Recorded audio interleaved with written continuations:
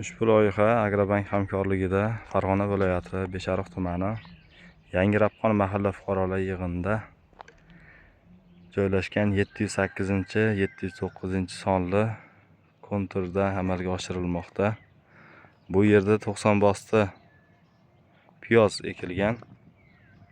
Maydon hajmi ikkala konturda 10 gektar bo'lib, bu yerdagi ekinlar zamonaviy usullar bilan parvarish qilinmoqda.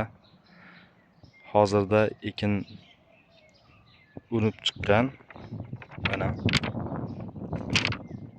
ekinlarni yetishtirish 120 kun davom etadi.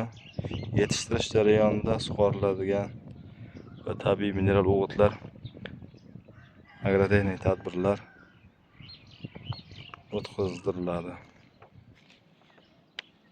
Ushbu loyihaga 30 dehqon xo'jaligi biriktirilgan. Har bir dehqon uchun o'rtacha 30 sotikdan yer maydonlari to'g'ri keladi. Loyihani samarali amalga oshirish uchun lider tadbirkor sifatida shu hududda joylashgan Rapqon Yangi Qo'rg'on qurilish MChJ biriktirilgan. Ushbu loyiha bo'yicha har bir gektardan 55 tonna, jami 10 gektarda 550 tonna hosil olish rejalashtirilgan. Kelajakda ekin maydonini kengaytirish va shu orqali dehqon xo'jaliklarini daromadlarini oshirish niyatidamiz.